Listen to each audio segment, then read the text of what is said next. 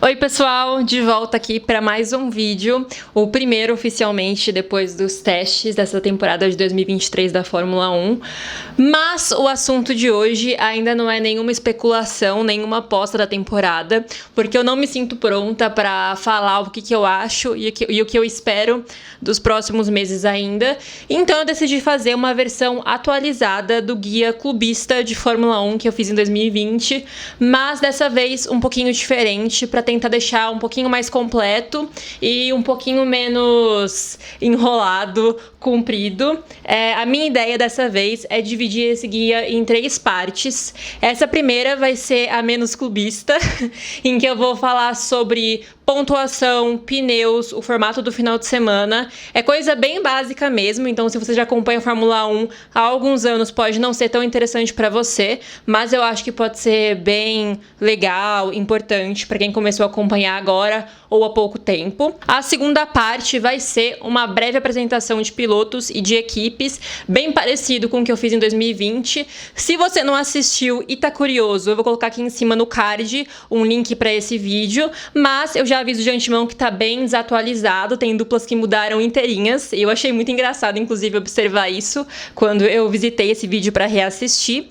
E a terceira parte vai ser um vídeo de perguntas e respostas, um famigerado Q&A, com perguntas que vocês vão mandar. Eu acho, eu espero, mas essa é a ideia, que vocês mandem perguntas aqui embaixo com coisas que vocês têm dúvida ou que vocês querem saber a minha opinião, a minha humilde opinião, para que eu possa responder até depois da primeira corrida do ano. A minha ideia é gravar esse vídeo semana que vem só, depois da primeira corrida. Então, se vocês assistirem o Bahrein e quiserem mandar questões depois, fiquem à vontade, porque eu ainda vou estar coletando perguntas para esse material. E é isso. Eu também queria pedir que vocês ficassem de olho nos posts que eu faço aqui na comunidade, porque eu fiz uma enquete esses dias perguntando que vídeo vocês queriam ver, e a maioria votou num perfil do Oscar Piastri, que vem aí nas próximas semanas, e eu acho que talvez eu faça isso em outros momentos, porque eu senti que a resposta foi bem legal e que a galera engajou na enquete e gostou de poder participar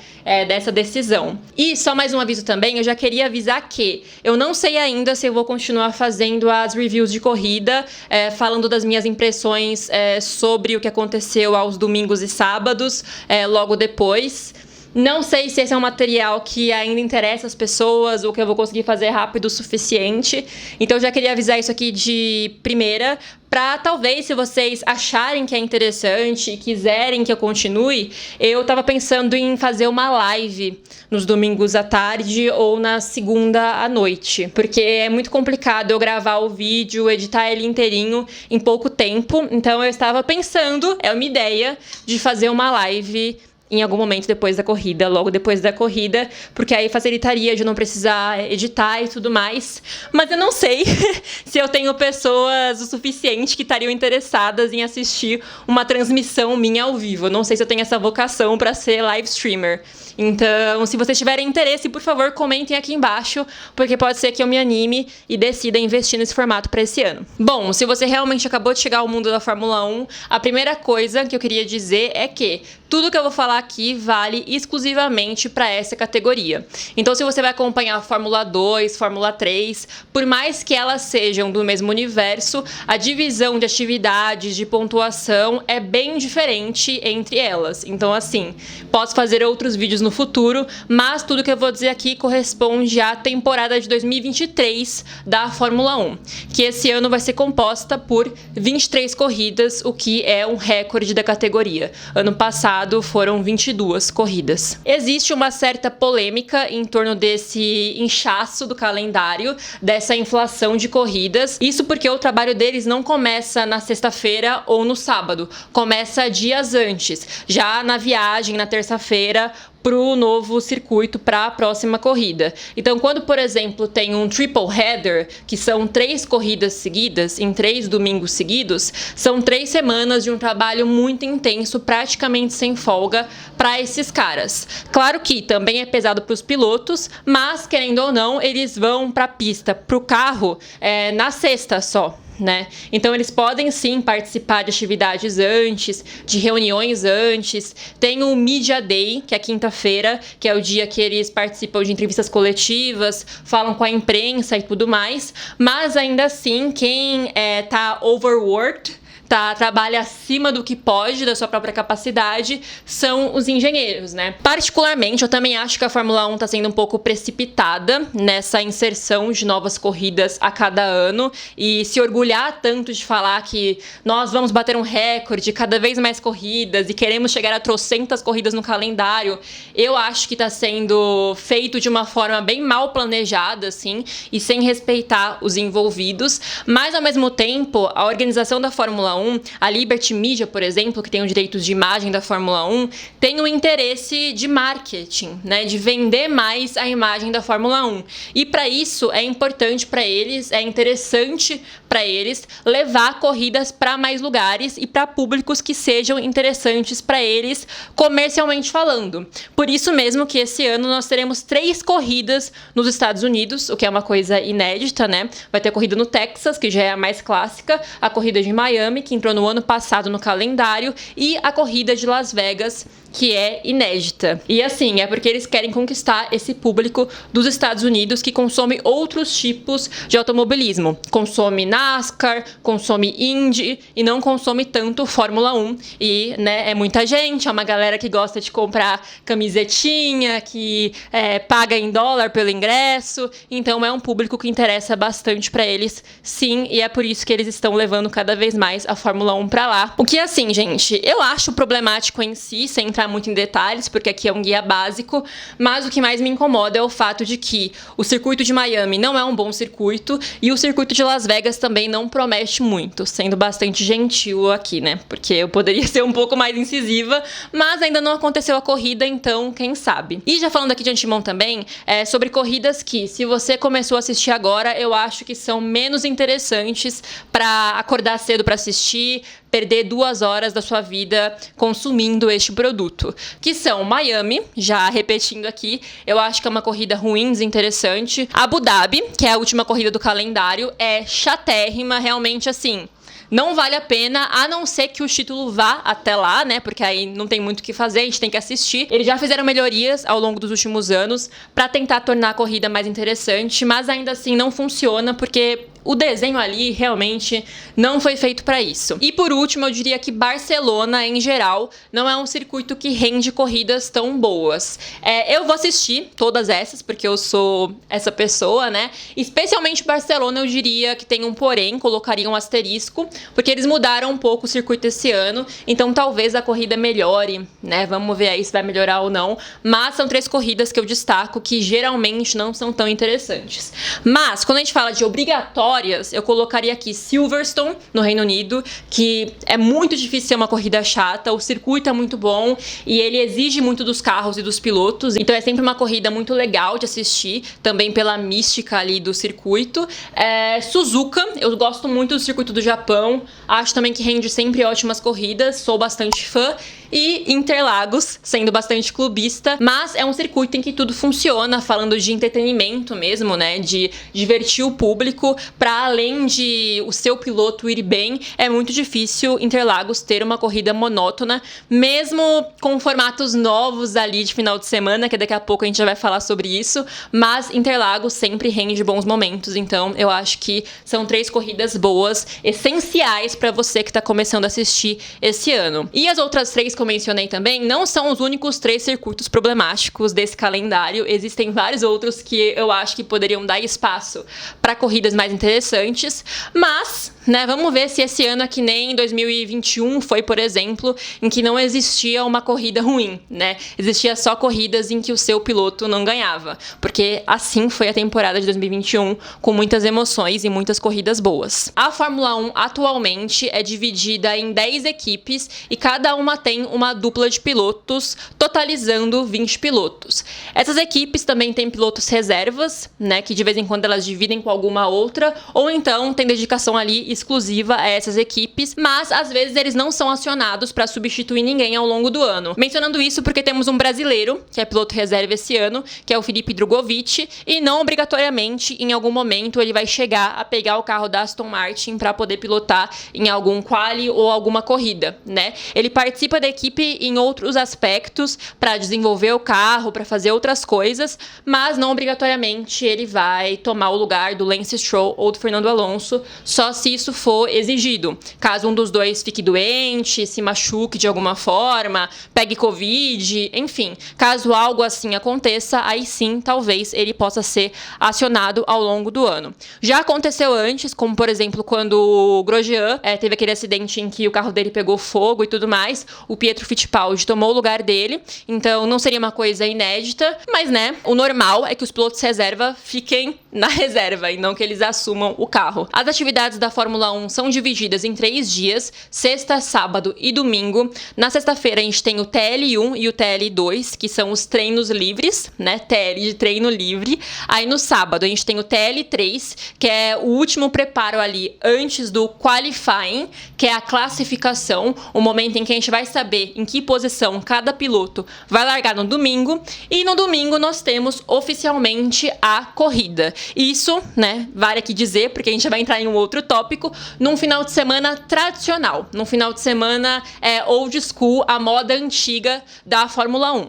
Porque nos últimos anos nós temos também um novo formato, que é nos finais de semana de Sprint Race. E a Sprint Race é nada mais, nada menos que uma micro corrida de 100 km, que leva em média de 25 minutos a meia hora para acontecer, e quando ela acontece é sempre no sábado. Ela ocupa o lugar do qualifying no sábado. Então, quando tem Sprint Race, o qualifying vai para sexta-feira, e esse qualifying não é para a corrida do domingo, é uma classificação para a corrida do sábado. A ideia desse formato é ter mais atividade ao longo do final de semana, é que a sexta não seja um dia perdido, porque, por exemplo, quem vai ao circuito às vezes acha que não é tão importante ir de sexta, porque sexta-feira não vale nada, tem só treino livre. Então eles trouxeram esse formato em alguns finais de semana, em que já tem a classificação para o sábado na sexta-feira, para ficar mais interessante também para o público, tanto que vai ao circuito quanto que assiste pela televisão, né? Então, em finais de semana que tem Sprint Race, é assim: na sexta-feira tem um treino livre e depois o classificatório. Esse classificatório determina a ordem de largada para Sprint Race no sábado. E aí no sábado a gente tem mais um treino livre antes da Sprint Race e a Sprint Race, que é essa corrida curtinha, 100 km rapidinha. Essa corrida vale pontos. Desde o ano passado, os 8 primeiros colocados ganham pontos. O primeiro ganha 8 e vai diminuindo até o oitavo ganhar 1 ponto. Particularmente é complicado porque, assim, o quanto as equipes vão querer se sacrificar para poder ganhar 2 pontos, 1 ponto no oitavo colocado, né? Vale mais a pena quando a disputa de título tá mais apertada, né? Então, também tem isso, mas se não tiver tão apertada, às vezes não vale tão a pena assim. Mas melhorou bastante em relação ao formato inicial, em que só os 3 primeiros ganhavam pontos e era 3, 2 em 1 ponto. Então, assim, era realmente bastante complicado. Também tem a questão de que, certas vezes, pode ser que esse seu classificatório de sexta, que é o classificatório tradicional, que todo mundo gosta, acabe não valendo de nada, assim, que sua volta rápida, genial, acabe não valendo de nada se no sábado você larga um pouco mal, bate de vez em quando, dá DNF, não termina a corrida curtinha, e aí você perdeu o seu trabalho de sexta-feira, que também é muito importante e também é muito pensado no desenvolvimento do carro, por causa de 8 pontos, 7 pontos. Então, assim, é bastante complicado, é ali um pouco polêmico, mas é assim que funciona e é essa a ideia de deixar mais emocionante. E aí, né, só para poder deixar bem claro aqui, que as posições em que as pessoas terminam no sábado, a posição em que elas terminam a Sprint Race é o grid de largada pro domingo. Então, assim, se você terminou em primeiro na sexta e terminou em sexto no sábado, é em sexto lugar que você vai largar no domingo. E é isso, basicamente, esse é o resumo de Sprint Race. E só aqui fazendo uma observação, porque eu reparei que eu falei um termo em inglês que talvez algumas pessoas também não estejam muito familiarizadas. DNF é Did Not Finish, que é basicamente não terminou, né? É quando um carro quebra ou quando um piloto bate e não consegue chegar ao final da corrida, tanto da sprint quanto da corrida principal, ele deu DNF, né? Ele did not finish. O carro não chegou ao final da corrida. É basicamente isso. Também aqui mencionando outro ponto bastante importante, que é a pontuação da corrida principal no domingo. O vencedor ganha 25 pontos na corrida do domingo, o segundo colocado ganha 18, o terceiro ganha 15, o quarto ganha 12, e aí vai diminuindo meio que proporcionalmente. O quinto ganha 10, o sexto ganha 8, o sétimo ganha 6, até que o décimo ganha 1 ponto. Então, do primeiro ao décimo colocado no domingo é quem pontua. Em 2023, 6 circuitos vão receber Sprint Race, ou seja, 6 finais de semana não vão seguir o formato tradicional. Interlagos é um deles, continua sendo um deles, é o único que se manteve desde o primeiro ano em que esse formato foi testado.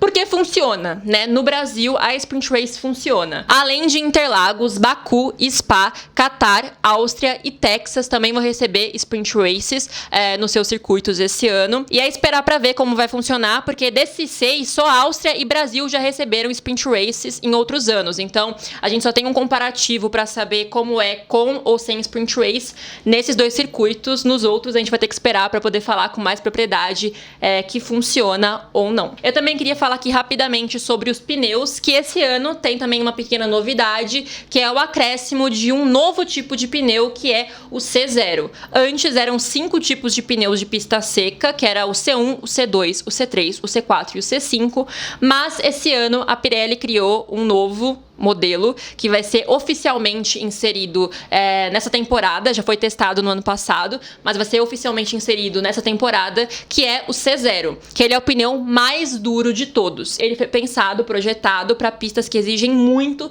dos pneus, então ele é ali uma gama mais dura do que o C1, que era o antigo mais duro. Para quem não sabe, é essa divisão do C0, que é o mais duro de todos, até o C5, que é o mais macio de todos, e isso caso a pista esteja seca. Porque caso chova, a gente já vai para as outras gamas que são pensadas para pista levemente molhada ou muito molhada. Vale um vídeo só para falar disso. Aqui, mais uma vez, é mais o basicão, então eu posso fazer uma coisa mais aprofundada depois. Mas, só dando mais uma explicaçãozinha aqui leve, que eu também acho que é bem básica. Esse C na frente do C0, C1, C2 é de compound, de composto, que quer dizer realmente o tipo da borracha. Então é o composto 0, a borracha 0, a borracha 1, a borracha 2.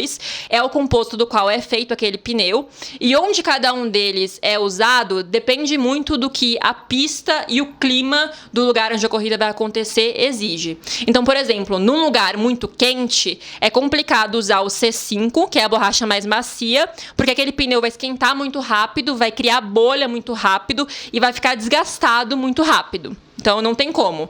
Numa pista como Silverstone, em que o asfalto é muito abrasivo, tem muita pedrinha, é muito áspero, desgasta muito ali o pneu pelo contato mesmo da borracha com o asfalto, também é muito difícil usar um pneu muito macio. Então Silverstone, por exemplo, que é o circuito do Reino Unido, foi mencionado como um exemplo de circuito em que o C0 vai ser usado. Porque lá, para quem não acompanhava, é um circuito em que já aconteceu em algumas oportunidades de pneus estourarem no final da corrida. Pneus que não deveriam estourar muito fácil, estourando e criando um perigo ali para o próprio piloto e para quem tá ali em volta dele, né? Porque o circuito exige muito da borracha. Então, assim, o quão rápido é o circuito, o tipo de asfalto que tem, se tem muita pedrinha, se ele é muito áspero, se o lugar é muito quente, tudo isso influencia na escolha dos pneus que vão ser usados em cada circuito. Pro qualifying, para classificação, é mais fácil usar um pneu que não é tão resistente, porque a intenção é fazer uma volta rápida. Mas na corrida, em que o pneu tem que durar algumas dezenas de voltas antes de ser trocado, não é interessante usar um composto que derreta, que crie bolha, que solte muito pedaço muito rápido, porque isso vai querer dizer que eles vão ter que fazer mais pit stops, que você perde ali quase 20 segundos em vários circuitos, porque não é só o tempo que você para, né? Tem que diminuir a velocidade para entrar, diminuir a velocidade para sair do box por uma questão de segurança. Então, assim, tem muitas variáveis que influenciam nessa escolha de pneus e que são importantes tanto para Pirelli, tanto para a FIA, que é a Federação Internacional de Automobilismo, que regulamenta o esporte, controla ali as regras do esporte, quanto para os pilotos. E outra coisa é que, a cada circuito, só 3 tipos de compostos de pista seca estão disponíveis. Então, por exemplo, em Silverstone, o C5 não vai estar disponível para uso. O macio de Silverstone vai ser um C2, um C3. Enquanto em outras pistas que têm outros tipos de exigência, o pneu duro não vai ser o C0 ou o C1, vai ser o C3. E aí sim o macio vai ser o C5. Então é isso, cada pista tem sua particularidade, que faz com que as equipes e a Pirelli pensem em qual é o pneu ideal, qual é o pneu mais adaptado àquela necessidade. E, mais uma vez, também é importante dizer que classificatório e corrida exigem coisas diferentes. Então, no classificatório, o grande objetivo é fazer uma volta rápida, ponto. Mas, de vez em quando, o carro que é muito bom de fazer volta rápida não é bom de manter um ritmo forte e intenso por várias voltas, por uma corrida inteira. Por isso mesmo que, de vez em quando, a gente vê carros que vão muito bem aos sábados ou às sextas-feiras, fazendo pole position e tudo mais, e no domingo ele não consegue render tanto porque o carro não mantém um ritmo de corrida legal. E só para dar mais alguns esclarecimentos, o pole position é o cara que consegue o primeiro lugar no classificatório, no formato normal, tá? O cara que consegue ganhar sprint race, ele não é considerado pole position. Isso não entra para a contagem de pole positions dele. Quando a gente fala de grid, é basicamente o grid de largada, a grelha de largada, que é onde cada piloto ali vai começar. Quando a gente fala que tem 20 pilotos no grid, ou que aquele cara é o pior do grid, ou que aquele cara é o mais velho do grid, a gente tá querendo dizer só que entre quem larga a cada corrida, aquele cara é X coisa. Aquele cara é o mais velho, é o mais vitorioso, é o mais novo e tudo mais. Outro termo muito popular, rookie. Rookie é um termo usado para basicamente designar um novato. Então, o rookie, ele é o cara que tá na primeira temporada dele na Fórmula 1, que esse ano é o Oscar Piastri, o Nick De Vries e o Logan Sargent. O Nick De Vries é um rookie de 27 anos, então, assim, não quer dizer nada sobre idade, sobre experiência em outras categorias, é realmente apenas sobre o cara estar na primeira temporada dele na Fórmula 1. Uma outra curiosidade é sobre os números nos carros dos pilotos. Eles têm liberdade para escolher qualquer número do 2 ao 99, desde que não tenha outra pessoa no grid já usando aquele número. O 1, ele é reservado para o campeão mundial. Então, por exemplo, o Verstappen usava o 33. Ele não poderia mudar para outro número, a não ser que ele ganhasse o título. Quando ele ganhou o título, falaram: Max, você quer usar o 1 ano que vem? E ele aceitou. Muitos outros campeões não aceitam, o próprio Hamilton mesmo sempre decidiu manter o 44, mas é uma opção que é dada única e exclusivamente ao campeão, que é mudar do número original para o 1 e mudar o número em geral. Um piloto não pode mudar o número dele para outro depois de decidir. Vamos supor aqui que, por exemplo, ano que vem, o Norris decide sair da Fórmula 1 para virar um gamer em tempo integral, e aí o Piastri fala que quer mudar o número dele para 4. Ele não pode fazer isso. Agora que ele é 81, ele tem que ser 81 até, se um dia acontecer, ele ganhar o título e decidir que ele quer mudar o número dele para 1. Outra coisa também é sobre a comunicação ao longo da corrida. Cada piloto tem o seu engenheiro, que é responsável por passar os feedbacks para ele